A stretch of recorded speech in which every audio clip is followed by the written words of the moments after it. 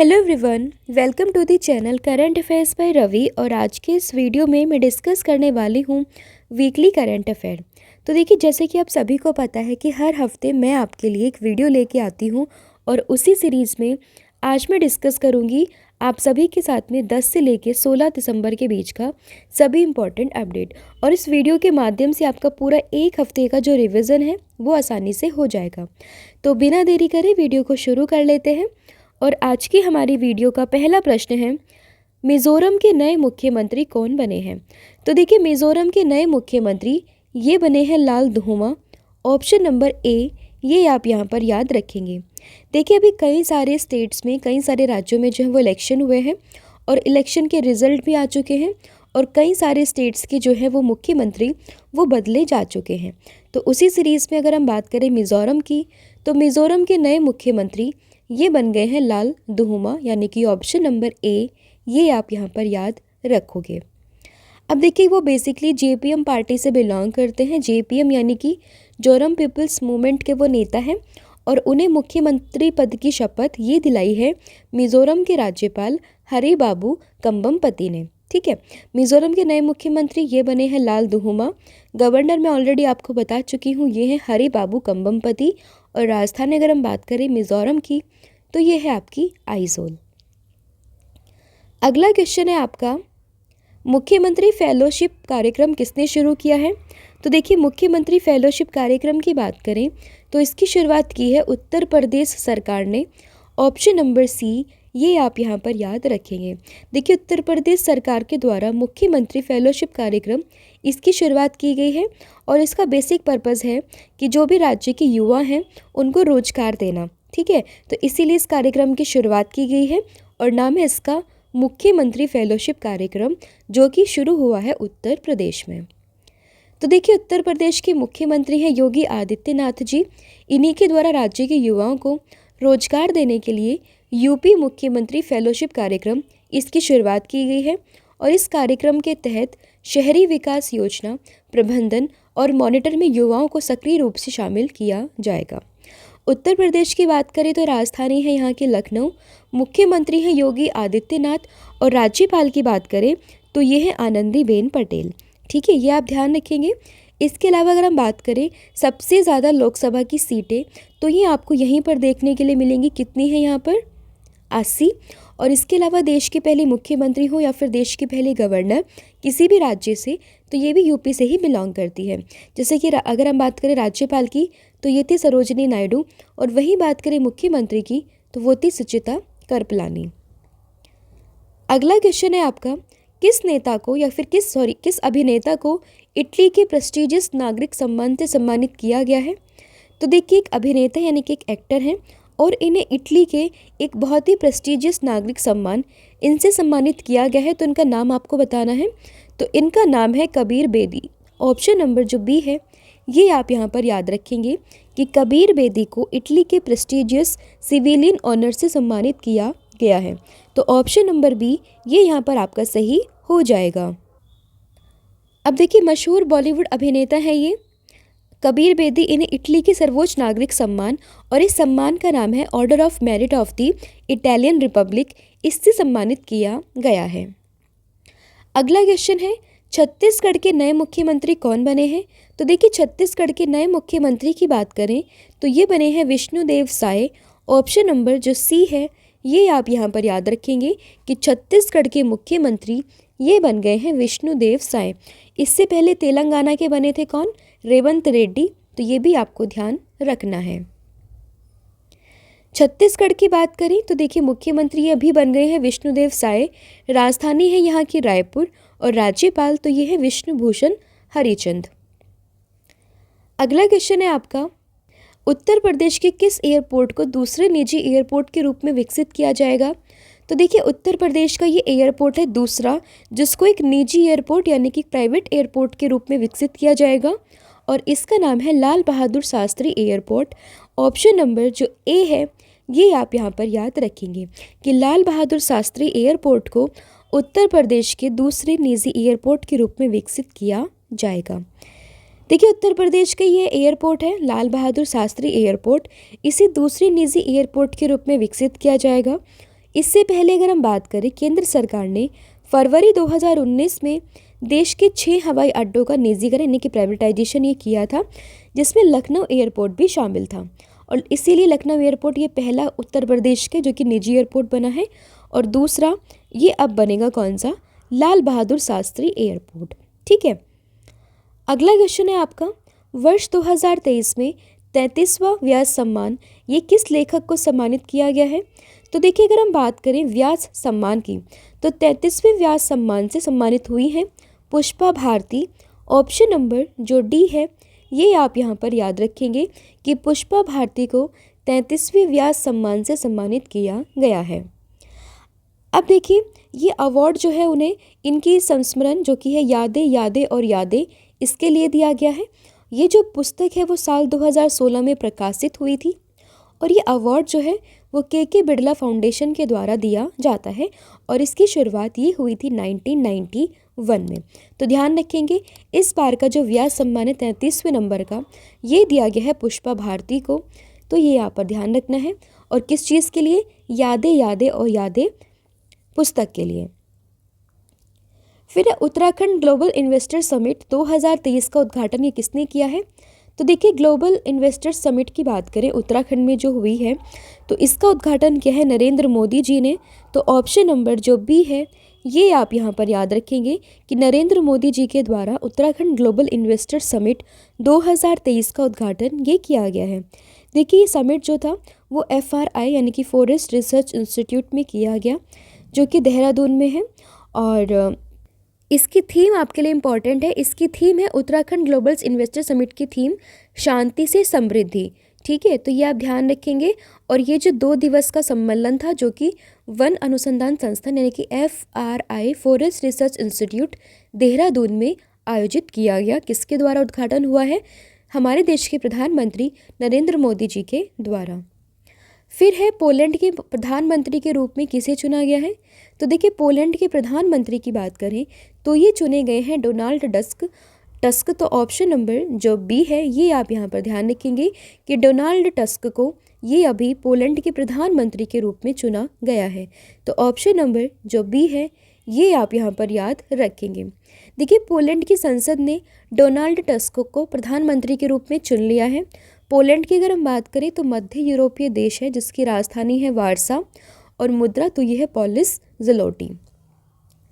अगला क्वेश्चन है आपका, मध्य प्रदेश के नए मुख्यमंत्री कौन बने हैं? तो देखिए, मध्य प्रदेश के नए मुख्यमंत्री की बात करें तो ये बने हैं Mohan Yadav. Option number B ये आप यहाँ पर याद रखेंगे कि मोहन यादव को अभी मुख्यमंत्री बनाया गया है, कहाँ का? मध्य प्रदेश का। मध्य प्रदेश की बात करें, राजधानी है यहाँ की भोपाल, राज्यपाल है मंगू भाई पटेल। अगला क्वेश्चन है, प्रधानमंत्री नरेंद्र मोदी पर आधारित पुस्तक नए भारत का संवेदना, इसका विमोचन किसने किया है? तो देखिए, नए भारत का संवेदना, इस पुस्तक का विमोचन ये किया है हमारे देश के पूर्व राष्ट्रपति जिनका नाम था Ramnath Kovind. Option number C ये आप यहाँ पर याद रखेंगे कि हमारे देश के पूर्व राष्ट्रपति रहे हैं रामनाथ कोविंद जी। इन्हीं के द्वारा प्रधानमंत्री नरेंद्र मोदी पर आधारित पुस्तक नए भारत का संवेदना, इसकी शुरुआत, इसका विमोचन जो है वो किया गया है। इस बुक में बेसिकली है क्या? तो देखिए, ये जो बुक है इसमें जो है मोदी जी के जो प्रभावशाली भाषण है उन पर प्रकाश डालता है, जो हमारे देश के संविधान में निहित मूल सार और मूल्यों की गहराई से पड़ताल करता है। तो ध्यान रहेगा, मोदी पर आधारित ये पुस्तक है, लेकिन विमोचन ये किया है पूर्व राष्ट्रपति जिनका नाम है रामनाथ कोविंद। अगला क्वेश्चन है आपका, नवंबर महीने के लिए ICC players of the month ये किसे चुना गया है? तो देखिए, नवंबर महीने में ICC players of the month ये अगर मेल कैटेगरी की बात करें तो चुने गए हैं ट्रेविस हेड, और वहीं बात करें फीमेल कैटेगरी की तो ये बांग्लादेश से चुनी गई है नाहिदा अख्तर। तो ध्यान रहेगा, नवंबर महीने के लिए ICC player of the month ये चुने गए हैं दोनों प्लेयर, यानी कि बोथ A एंड B। यहाँ पर आपका सही हो जाएगा। ए ट्रेविस हेड ये मेल कैटेगरी से है, आपने इनको देखा होगा वर्ल्ड कप फाइनल में, और नाहिदा अख्तर ये बांग्लादेश की बॉलर है जो कि चुनी गई है November month of the year female category में। ठीक है, तो ये मैं आपको बता चुकी हूँ। ट्रेविस हेड ऑस्ट्रेलिया के बल्लेबाज है और बांग्लादेश की गेंदबाज है कौन? नाहिदा अख्तर। अब ICC के द्वारा दिया गया यानी कि इंटरनेशनल क्रिकेट काउंसिल स्थापना हुई थी 1909 में। मुख्यालय है दुबई में और अध्यक्ष तो ये हैं ग्रेग बार्कले। ठीक है, तो इतनी इन्फॉर्मेशन आप यहाँ से ध्यान रखेंगे। अगला क्वेश्चन है आपका, उत्तर प्रदेश के किस जिले में ब्रिटिश कंपनी के द्वारा रक्षा क्षेत्र में 75,000 करोड़ रुपए का निवेश किया गया या किया जाएगा? तो देखिए उत्तर प्रदेश का जिला है, इसका नाम है अयोध्या, और इसी में ही जो है वो रक्षा क्षेत्र में 75,000 करोड़ रुपए का निवेश ये किया जाएगा। तो ऑप्शन नंबर ए ये आप यहाँ पर याद रखेंगे। देखिए ब्रिटेन की कंपनी है ट्राइफलर स्क्वायर कैपिटल्स, ये उत्तर प्रदेश की अयोध्या में डिफेंस विनिर्माण की इकाइयाँ लगाएंगी और इसकी कुल लागत ये बताई जा रही है 75,000 करोड़ रुपए। तो ध्यान रहेगा। इसके अलावा अयोध्या में ये सोलर सिटी भी बनने जा रहा है, ये भी आप ध्यान रखेंगे। वहीं बात करें अगर हम देश की पहली सोलर सिटी, तो ये स्थापित की जाएगी या फिर बनेगी कौन सी? सांची। अगला क्वेश्चन है, कौन सा देश जो है वो चीन के बेल्ट एंड रोड इनिशिएटिव, जिसको हम शॉर्ट में BRI इनिशिएटिव भी बोलते हैं, इससे बाहर हो गया है? तो ये हुआ है इटली। ऑप्शन नंबर बी ये आप यहाँ पर याद रखेंगे। देखिए जो इटली था वो बेसिकली जो चाइना का बेल्ट एंड रोड इनिशिएटिव है इससे वो बाहर हो चुका है। अभी चाइना का BRI प्रोजेक्ट ये क्या था? तो देखिए जो चाइना का ओल्ड सिल्क रूट था ये इसको रिवाइव करने का एक तरीका है, आप कह सकते हैं सिंपल भाषा में। इसकी वजह से जो चाइना है वो अलग अलग जगह पे अपने डोमिनेंस को क्रिएट कर रहा है। ठीक है, तो इसीलिए जो ये इटली है वो इस चीज़ से बाहर हो गया है। और बाहर होने का जो रीज़न इटली ने बताया है वो बताया है कि वहाँ के जो विदेश मंत्री हैं एंटोनियो तजानी, उन्होंने बोला कि चीन के साथ जो BRI में वो शामिल हुए थे उनसे उनके दोनों देशों के बीच में कोई भी ट्रेड जो एग्रीमेंट हुआ था उससे कोई प्रॉफिट नहीं हुआ, ना उसके आगे कोई उम्मीद है, ना उसमें मतलब इतनी वृद्धि नहीं हो पाई जितनी उन्होंने एक्सपेक्ट की थी। तो इसीलिए वो इस इनिशिएटिव से बाहर हो रहे हैं। और अगर हम बात करें इटली की, तो ये BRI में शामिल हुआ था साल 2019 में। ठीक है, इटली की बात करें तो राजधानी है रोम, मुद्रा है यूरो और प्रधानमंत्री तो ये है जॉर्जिया मेलोनी। तो इतना आपको यहाँ पर ध्यान रखना है। तो ऑप्शन नंबर जो इसका क्या था इटली, वो यहाँ पर सही हो जाएगा। फिर अगला क्वेश्चन है, मधुमक्खी पालन परंपरा का जश्न मनाने के लिए 5वां मधुमक्खी दिवस ये कहाँ मना है? तो देखिए 5वां मधुमक्खी दिवस ये बना है नागालैंड में। ऑप्शन नंबर जो बी है ये आप यहाँ पर याद रखेंगे। देखिए 5वां नागालैंड हनी बी दिवस ये नागा हेरिटेज विलेज किसामा में bee and honey trails taste theme के तहत बड़े उत्साह के साथ मनाया गया है। नागालैंड की बात करें, राजधानी है कोहिमा, मुख्यमंत्री नेफ्यू रियो और राज्यपाल तो ये है ला गणेशन। अगला क्वेश्चन है, दुबई में चल रहे COP28 में भारत ने किस संगठन के साथ में ग्रीन राइजिंग पहल की शुरुआत की है? तो देखिए COP28 जो चल रहा था 12 दिसंबर को ये ख़त्म हो गया है और इसी में भारत के किस संगठन के साथ में ग्रीन राइजिंग पहल की शुरुआत की है? तो ये की है यूनिसेफ के साथ मिलकर। तो ऑप्शन नंबर बी ये आप यहाँ पर याद रखेंगे कि यूनिसेफ और भारत ये साथ में मिलकर COP28 के दौरान इन्होंने ये बात की है, ये ग्रीन राइजिंग पहल की शुरुआत करेंगे। तो ऑप्शन नंबर बी आप यहाँ पर याद रखेंगे। अब देखिए यूनिसेफ और भारत का पर्यावरण, वन और जलवायु परिवर्तन मंत्रालय जलवायु कार्यवाही में युवाओं की भागीदारी बढ़ाने के लिए दुबई में COP28 में ग्रीन राइजिंग पहल की शुरुआत कर रहे हैं। वहाँ अभियान के माध्यम से इस पहल का उद्देश्य है मिशन लाइफ आंदोलन से प्रेरित ज़मीनी स्तर की पर्यावरणीय कार्यवाही को बढ़ावा देना। ठीक है, यूनिसेफ यानी कि यूनाइटेड नेशंस चिल्ड्रंस फंड स्थापना हुई थी 11 दिसंबर 1946 में। मुख्यालय है इसका न्यूयॉर्क में और प्रमुख है इसके कैथरीन एम रसेल। फिर है, किस राज्य ने the best sustainable wild life tourism state award जीता है?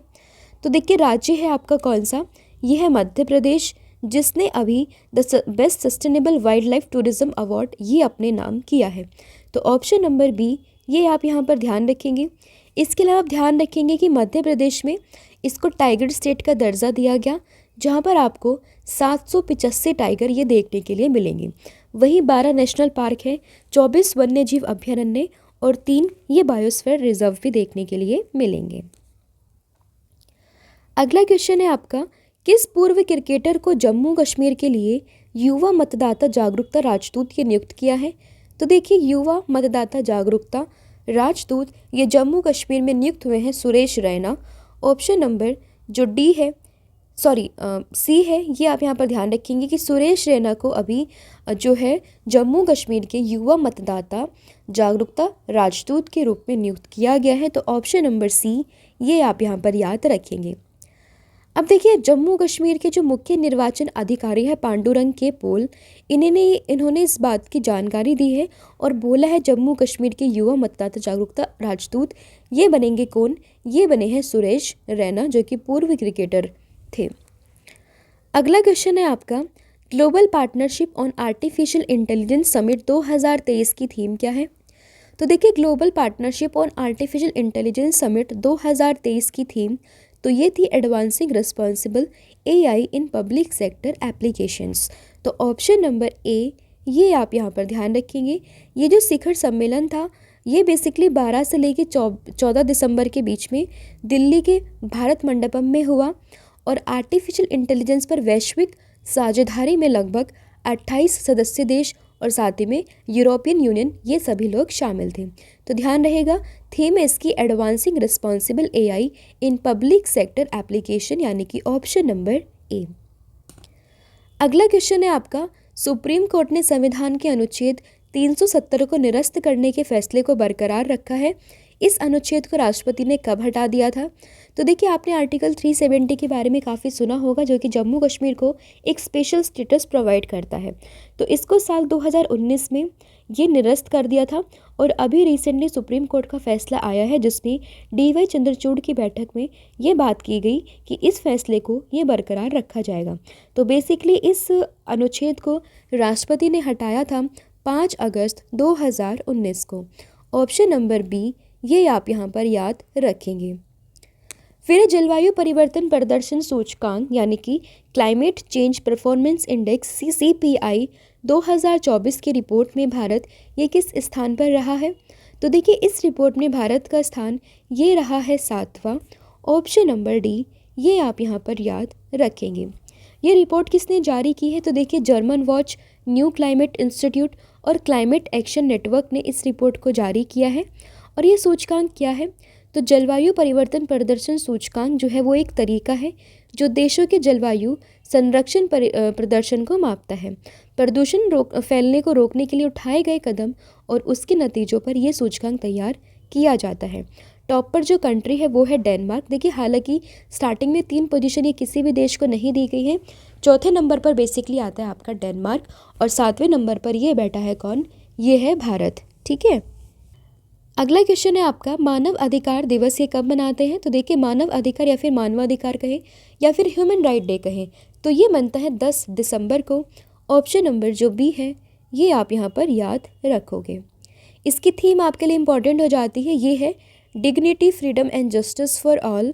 ये पहली बार साल 1948 में मनाया गया था और इसकी घोषणा वो संयुक्त राष्ट्र महासभा ने की थी। उद्देश्य है इसका लोगों को उनके अधिकारों के प्रति जागरूक करना। वर्ष 1993 को भारत में राष्ट्रीय मानवाधिकार आयोग का गठन किया गया था, ये भी आप यहाँ पर ध्यान रखेंगे। अगला क्वेश्चन है आपका, वर्ष 2023 में संयुक्त राष्ट्र के किस पूर्व महासचिव को Diwali stamps the power of one award यानी कि कूटनीति ऑफ ऑस्कर से सम्मानित किया गया है? तो ये सम्मानित हुए हैं कौन? इनका नाम है बान की मून। तो ऑप्शन नंबर जो सी है ये आप यहाँ पर याद रखेंगे। देखिए, इसके अलावा वर्ष 2023 के लिए अन्य पुरस्कार विजेताओं में संयुक्त राष्ट्र में बोस्निया एवं हर्जेगोविना की पूर्व स्थायी प्रतिनिधि हैं मिस सादा कोलाकोविक, UN में दक्षिण कोरिया की पूर्व स्थायी प्रतिनिधि किम सुक और 72वीं संयुक्त राष्ट्र महासभा के अध्यक्ष मिसोस्लाव लाजकॉक, ये सब शामिल हैं। फिर अंतर्राष्ट्रीय पर्वत दिवस ये कब मनाया गया? तो देखिए, अंतर्राष्ट्रीय पर्वत दिवस की बात करें तो ये बना है 11 दिसंबर को। ऑप्शन नंबर बी ये आप यहाँ पर ध्यान रखेंगे। थीम इसकी इम्पॉर्टेंट हो जाती है जो कि रीस्टोरिंग माउंटेन इकोसिस्टम। 11 दिसंबर को ये मनाया गया है और इस दिन की घोषणा ये संयुक्त राष्ट्र महासभा ने साल 2003 में की थी। उद्देश्य इसका पहाड़ों के सतत विकास को प्रोत्साहित करना। फिर संयुक्त सैन्य अभ्यास जिसका नाम है विनबेक्स 2023 का आयोजन ये भारत और किस देश के बीच में हुआ है? तो देखिए विनबेक्स की बात करें तो ये भारत और साथ ही में वियतनाम के बीच में हुआ है। तो ध्यान रखिएगा जो विनबेक्स 2023 का आयोजन है ये हुआ है भारत और साथ ही में वियतनाम के साथ में। ऑप्शन नंबर जो सी है ये आप यहाँ पर ध्यान रखेंगे। देखिए विनबेक्स के चौथे संस्करण का आयोजन ये हनोई वियतनाम में किया जा रहा है। भारत और वियतनाम देश के बीच में ये आयोजित किया गया और इसकी शुरुआत ये हुई थी साल 2018 में। वियतनाम की बात करें राजधानी है हनोई, मुद्रा है वियतनामी डोंग और प्रधानमंत्री तो ये है फाम मिन चिन और राष्ट्रपति तो ये है वो वॉन थोंग। फिर है कलबुर्गी ओपन टेनिस टूर्नामेंट 2023 में पुरुष एकल का खिताब ये किसने जीता है? तो देखिए कलबुर्गी ओपन टेनिस की अगर हम बात करें तो इसमें जो पुरुष एकल का खिताब है ये जीता है किसने? ये है रामकुमार रामनाथन जो कि भारत से हैं। ऑप्शन नंबर ए ये आप यहाँ पर याद रखेंगे। देखिए भारत के रामकुमार रामनाथन ने फाइनल्स में ऑस्ट्रेलिया के डेविड पिचलर को हराकर ये पुरुष एकल का खिताब अपने नाम किया है। और आयोजन स्थल की बात करें तो ये हुआ है कलबुर्गी कर्नाटक में। अगला क्वेश्चन है लेकिन उसके पहले आपको मैं 2 PDF के बारे में बता देती हूँ। हमारी 2 PDF है जिसमें आपको पॉलिटी मिलेगा जो कि पूरे पॉलिटी को यहाँ पर कवर किया है 5000 क्वेश्चंस की हेल्प से, और एक ही आपके करंट अफेयर की PDF जिसमें लास्ट 11 महीने का पूरा अपडेटेड कंटेंट ये आपको देखने के लिए मिल जाएगा। फिर स्टार्टअप फंडिंग्स वैश्विक रैंकिंग में कौन सा देश टॉप पर रहा है? तो देखिए स्टार्टअप फंडिंग विश्व रैंकिंग में सबसे टॉप पर ये रहा है अमेरिका। ऑप्शन नंबर जो डी है ये आप यहाँ पर याद रखेंगे। देखिए स्टार्टअप्स फंडिंग वैश्विक रैंकिंग में अमेरिका ये टॉप पर है और स्टार्टअप फंडिंग्स के मामले में भारत 2023 में वैश्विक रैंकिंग में चौथे स्थान पर फिसल गया है। अमेरिका टॉप पर है जिसकी राजधानी है वॉशिंगटन DC, मुद्रा है यहाँ की डॉलर, राष्ट्रपति है जो बाइडेन और उपराष्ट्रपति तो ये है कमला हैरिस। ठीक है, और देखिए वो जो 2 PDF मैंने आपको बताई है आप उन्हें जाकर परचेज कर सकते हैं, लिंक डिस्क्रिप्शन में भी आपको मिलेगा। अदरवाइज़ आप हमारी वेबसाइट को भी विजिट कर सकते हैं जो कि है www.ravibooks.pdf.com। फिर राजस्थान के नए मुख्यमंत्री के रूप में किसे चुना गया? तो देखिए राजस्थान के नए मुख्यमंत्री ये चुने गए हैं भजन लाल शर्मा। ऑप्शन नंबर जो ए है ये आप यहाँ पर याद रखेंगे। तो देखिए राजस्थान के नए मुख्यमंत्री के रूप में जिस नाम की घोषणा की गई है उनका नाम है भजन लाल शर्मा। राजस्थान की बात करें तो राजधानी है जयपुर, मुख्यमंत्री बने हैं भजन लाल शर्मा और राज्यपाल तो ये हैं कलराज मिश्र। फिर है पद्म पानी लाइफ टाइम अचीवमेंट अवार्ड से किसे सम्मानित किया गया है? तो देखिए पद्म पानी लाइफ टाइम अचीवमेंट की बात करें तो इस अवार्ड से सम्मानित किया गया है जावेद अख्तर को। ऑप्शन नंबर जो डी है ये आप यहाँ पर याद रखेंगे। देखिए अनुभवी गीतकार और लेखक हैं जावेद अख्तर, इन्हें अजंता एलोरा फिल्म फेस्टिवल में पद्म पानी लाइफ टाइम अचीवमेंट अवार्ड से सम्मानित किया गया है।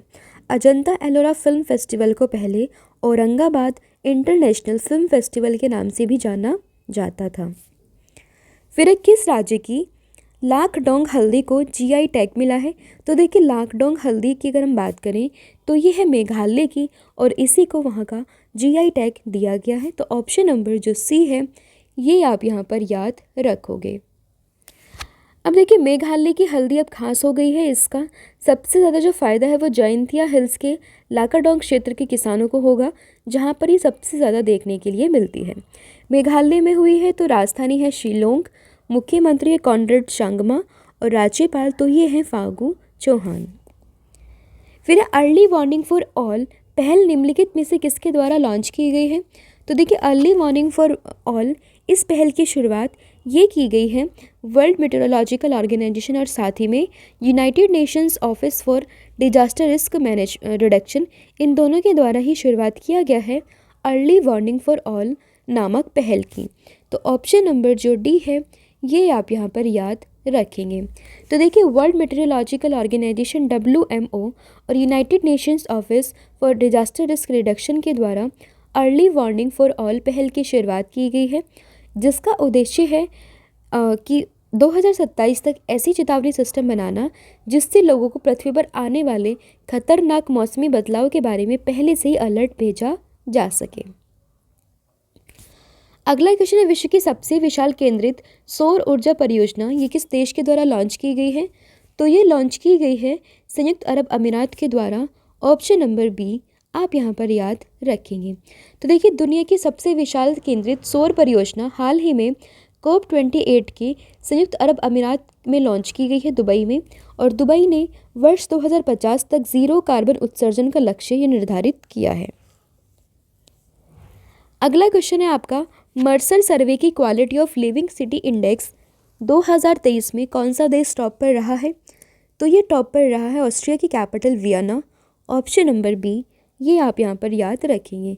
तो देखिए, मर्सर के सर्वेक्षण के अनुसार भारत में हैदराबाद, जिसका स्थान 153वां, ये सबसे अच्छा रहा है। फिर भारत का पुणे, जो कि 154वें स्थान पर है। इसकी जो गुणवत्ता है, जीवन की गुणवत्ता, ये दूसरे नंबर पर सबसे अच्छी है अगर हम भारत के पॉइंट ऑफ व्यू से बात करें। लेकिन अगर हम पूरा ओवरऑल बात करें तो पहले नंबर पर आता है वियना, जो कि ऑस्ट्रेलिया में है। फिर आता है ज्यूरिख, जो कि स्विट्ज़रलैंड में है। और फिर आता है वैंकूवर, जो कि कनाडा में है। अगला क्वेश्चन है आपका, पहले Indian art architecture and design biennial 2023 का उद्घाटन ये कहाँ किया गया है? तो ये हुआ है दिल्ली में। और दिल्ली में भी कहाँ पर? रेड फोर्ट में। तो ऑप्शन नंबर सी ये आप यहाँ पर याद रखेंगे। तो देखिए, प्रधानमंत्री नरेंद्र मोदी ने लाल किले में आयोजित होने वाले पहले भारतीय कला, वास्तुकला और डिज़ाइन द्विवार्षिक 2023 का उद्घाटन किया है। सांस्कृतिक संवाद को मजबूत करने के लिए कलाकारों, वास्तुकारों, डिज़ाइनरों, फोटोग्राफरों, संग्राहकों, कला पेशेवरों और जनता के बीच में समग्र बातचीत शुरू करने के लिए इसे डिज़ाइन किया गया है। फिर BCCI की ओर से किस क्रिकेटर के लिए अर्जुन अवार्ड की सिफारिश की गई है? तो देखिए, अर्जुन अवार्ड के लिए जिस नाम की सिफारिश गई है इस बार BCCI की ओर से, तो इनका नाम है Mohammed Shami. Option number A आप यहाँ पर याद रखेंगे। देखिए, मोहम्मद शमी ने वर्ल्ड कप में काफ़ी अच्छा परफॉर्मेंस ये दिया था, तो इसीलिए इनका जो नाम है ये नामित किया गया है अर्जुन अवार्ड के लिए। ऑप्शन नंबर ए आप यहाँ पर याद रखेंगे। तो देखिए, BCCI ने भारत के तेज गेंदबाज हैं मोहम्मद शमी, इनका नाम ये अर्जुन अवार्ड के लिए खेल मंत्रालय से शमी के नाम की सिफारिश की है। BCCI की बात करें, स्थापना हुई थी 1928 में, मुख्यालय है मुंबई में और अध्यक्ष तो ये है रॉजर बेन्नी। फिर किस देश के तिरुवल्लुवर में समर्पित एक प्रतिमा का अनावरण किया है? तो देखिए, किस देश में तिरुवल्लुवर को समर्पित एक प्रतिमा का अनावरण ये हुआ है? फ्रांस में। ऑप्शन नंबर बी आप यहाँ पर याद रखेंगे। तो देखिए, तमिल वासियों के बीच में प्रतिष्ठित सांस्कृतिक प्रतीक है तिरुवल्लुवर। इनको समर्पित एक प्रतिमा का अनावरण ये फ्रांसीसी शहर सेर्गी में किया गया। ये प्रसिद्ध भारतीय कवि और दार्शनिक थे जो कि तिरुक्कुशांग के लेखक थे और इन्हें आमतौर पर वल्लुवर के नाम से जाना जाता है। फ्रांस की बात करें, राजधानी है पेरिस, मुद्रा है यूरो और राष्ट्रपति तो यह इमैनुअल मैक्रोन। फिर इस साल 2023 में गूगल के टॉप 10 ट्रेंडिंग एथलीट की लिस्ट में इकलौते भारतीय क्रिकेटर ये कौन बने हैं? तो देखिए, साल 2023 में जो गूगल के टॉप 10 ट्रेंडिंग एथलीट है उसमें सबसे टॉप पर जो क्रिकेटर बने हैं इनका नाम है Shubman Gill. Option number B ये आप यहाँ पर याद रखेंगे। तो देखिए, साल 2023 के गूगल के टॉप ट्रेंडिंग एथलीट की लिस्ट जारी कर दी है और इसमें जो है सबसे टॉप पर ये भारतीय मूल के न्यूजीलैंड क्रिकेट खिलाड़ी जिनका नाम है रचिन रविंद्र, ये टॉप पर हैं। और भारत की तरफ से जो एकमात्र खिलाड़ी जिन्होंने टॉप 10 में जगह बनाई है इनका नाम है शुभमन गिल। गूगल की बात करें तो ये एक अमेरिकन कंपनी है, स्थापना हुई थी 1998 में, मुख्यालय है कैलिफोर्निया में और CEO ये भारतीय मूल के सुंदर पिचाई। फिर जयपुर वैक्स म्यूज़ियम में किसकी प्रतिमा का अनावरण किया गया? तो देखिए, जयपुर वैक्स म्यूज़ियम में जो अभी हाल ही में एक प्रतिमा का अनावरण किया गया है ये है doctor BR Ambedkar. Option number जो सी है ये आप यहाँ पर याद रखेंगे। देखिए, डॉक्टर BR अम्बेडकर जी की बात करें तो संविधान के पिता के रूप में इन्हें जाना जाता है। साथ ही में संविधान बनने से पहले जो संविधान सभा बनी थी उसमें जो कमेटियाँ थी, तो एक कमेटी थी प्रारूप समिति, उसके हेड भी कौन थे? तो ये थे डॉक्टर BR अम्बेडकर जी। और देश के पहले कानून मंत्री भी कौन थे? तो ये यही थे। ठीक है, तो ध्यान रखेंगे, भारतीय संविधान के मुख्य वास्तुकार डॉक्टर BR अम्बेडकर की प्रतिमा का अनावरण ये जयपुर वैक्स म्यूज़ियम में किया गया है और इस मूर्ति की ऊंचाई है 5 फीट 11 इंच और भार है 38 किलोग्राम। और इस म्यूजियम की स्थापना साल 2016 में राजस्थान सरकार के पुरातत्व और संग्रहालय विभाग के सहयोग से की गई थी। फिर developed India at 2047 voice of youth portal ये किसके द्वारा लॉन्च किया गया? तो ये लॉन्च किया है हमारे देश के प्रधानमंत्री नरेंद्र मोदी जी के द्वारा। ऑप्शन नंबर बी आप यहाँ पर याद रखेंगे। तो देखिए प्रधानमंत्री नरेंद्र मोदी ने Viksit Bharat at 2047 voice of youth portal ये लॉन्च किया है और इसका उद्देश्य है देश की राष्ट्रीय योजनाओं, प्राथमिकता और लक्ष्यों के निर्माण में देश के युवाओं को सक्रिय रूप से शामिल करना। फिर है संयुक्त राष्ट्र जलवायु परिवर्तन सम्मेलन 2024 यानी कि इन शॉर्ट COP29 की बात करें तो इसका आयोजन ही कहाँ पर किया जाएगा अगले साल। तो देखिए इस बार COP28 ये हुई है UAE दुबई में, ठीक है। देखिए अगर हम बात करें नेक्स्ट COP29 की तो ये होगी अज़रबैजान में। ऑप्शन नंबर जो ए है ये आप यहाँ पर याद रखेंगे। तो देखिए COP29 का मतलब है पार्टियों का 29वां सम्मेलन, कॉन्फ्रेंस ऑफ पार्टीज 29, जो एक महत्वपूर्ण वैश्विक कार्यक्रम है जहां पर राष्ट्र जलवायु परिवर्तन पर चर्चा और रणनीति बनाने के लिए एकत्रित होते हैं। इसे पृथ्वी शिखर सम्मेलन, रियो शिखर सम्मेलन या फिर रियो सम्मेलन के रूप में भी जानते हैं। कॉन्फ्रेंस ऑफ पार्टी सम्मेलन में वो देश शामिल होते हैं जिन्होंने 1992 में रियो डी जेनेरियो ब्राज़ील में हुए मूल जलवायु समझौते पर दस्तखत किए थे। अगला क्वेश्चन है किस राज्य में वार्षिक 3 दिवसीय तिरंगा महोत्सव का आयोजन किया गया। तो ये हुआ अरुणाचल प्रदेश में। ऑप्शन नंबर सी ये आप यहाँ पर याद रखेंगे। तो देखिए अरुणाचल प्रदेश के मोनपा आदिवासी समुदाय का 3 दिवसीय ये फेस्टिवल है जिसका नाम है तिरंगा फेस्टिवल, कि अरुणाचल प्रदेश के तवांग मठ में मनाया जाता है। अरुणाचल प्रदेश की बात करें तो राजधानी है ईटानगर, मुख्यमंत्री है पेमा खांडू और राज्यपाल तो ये हैं BD मिश्रा। अगला क्वेश्चन है आपका भारतीय मूल के किस व्यक्ति को ब्रिटिश ब्रॉडकास्टिंग कॉरपोरेशन जिसको BBC हम शॉर्ट में कहते हैं इसका अध्यक्ष चुना गया। तो ये चुने गए हैं Sameer Shah. Option number A आप यहाँ पर याद रखेंगे। तो देखिए ब्रिटिश सरकार ने ब्रिटिश ब्रॉडकास्टिंग कॉरपोरेशन यानी कि BBC के नए अध्यक्ष के रूप में सेवा के रूप में चुना है किसको, समीर शाह को। BBC की बात करें तो सबसे बड़े टेलीविज़न नेटवर्क में से एक है जो दुनिया भर के विभिन्न देशों में समाचार कार्यक्रम प्रसारित करता है। अगला क्वेश्चन है संयुक्त सैन्य अभ्यास व्रज प्रहार का आयोजन ये भारत और किस देश के बीच में किया जा रहा है। तो देखिए व्रज प्रहार की बात करें तो ये हुआ है भारत और साथ ही में अमेरिका के बीच में। ऑप्शन नंबर बी आप यहाँ पर याद रखेंगे। तो देखिए भारत और अमेरिका संयुक्त विशेष बल अभ्यास व्रज प्रहार 2023 का ये 14वां संस्करण संयुक्त परीक्षण नोड उमरोई में शुरू हुआ। उद्देश्य है संयुक्त मिशन योजना और परिचालन रणनीति जैसे क्षेत्रों में सर्वोत्तम प्रथाओं और अनुभवों को साझा करना।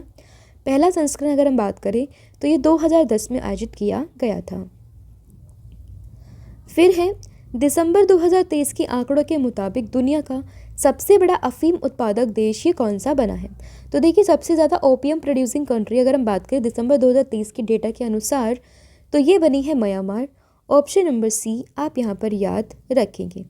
तो देखिए म्यांमार में इस साल 1080 मीट्रिक टन अफीम का उत्पादन हुआ है जो कि 2023 में म्यांमार को दुनिया का सबसे बड़ा उत्पादक देश अफीम उत्पादक देश ये बनाता है। म्यांमार की बात करें राजधानी नेपिद्यो, मुद्रा ये है क्यात। अब आप मुझे बताएंगे यहाँ के प्रेसिडेंट प्राइम मिनिस्टर जो भी हैं इनका नाम कमेंट सेक्शन में बताएंगे। फिर है दुनिया की सबसे गहरी भूमिगत प्रयोगशाला कहाँ बनाई गई है। तो देखिए अंडरग्राउंड लेबोरेटरी ये बनाई है किसने, चाइना ने। ऑप्शन नंबर जो डी है ये आप यहाँ पर याद रखोगे। तो देखिए ये लैब चीन के सिचुआन प्रांत में बनाई गई है और इसकी गहराई है 1.5 मील।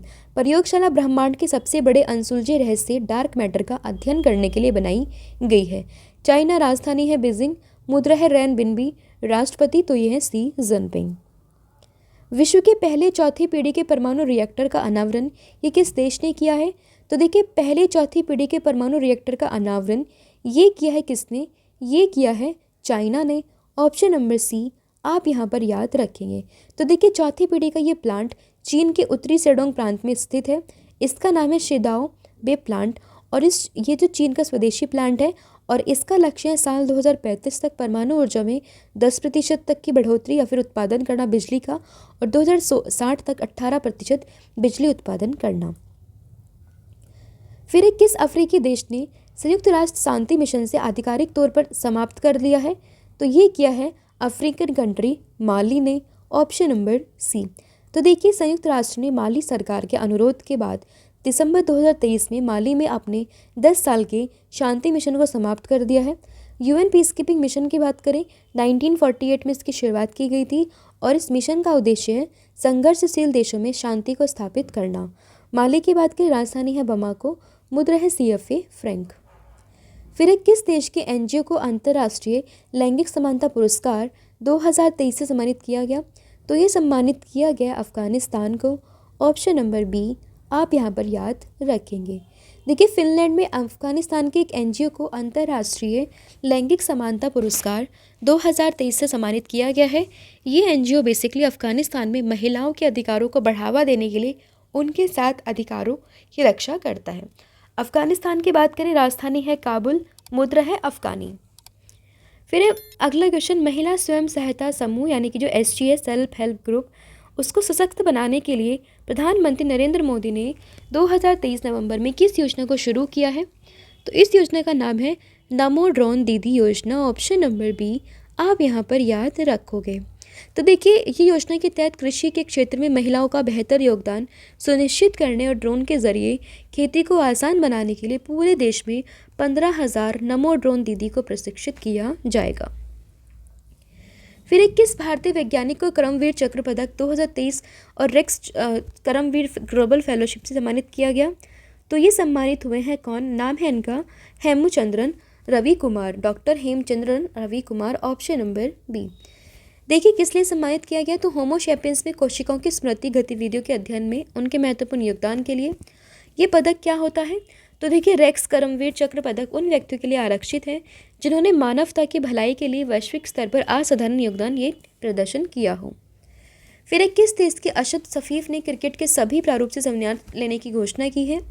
तो ये की है पाकिस्तान के क्रिकेटर असद सफ़ीफ ने, ऑप्शन नंबर ए आप यहाँ पर याद रखेंगे। तो देखिए ये था आपका लास्ट एक वीक का पूरा करंट अफेयर जो कि जिसमें हमने कवर किए हैं 50 top most important question. Hopefully video आपको पसंद आया होगा। अब मैं आपसे पूछती टेस्ट के 2 क्वेश्चन जिसके आंसर आप मुझे कमेंट सेक्शन में दोगे। तो पहला आपका क्वेश्चन है छत्तीसगढ़ के नए मुख्यमंत्री कौन बने हैं? इसका आंसर आप मुझे कमेंट सेक्शन में दोगे।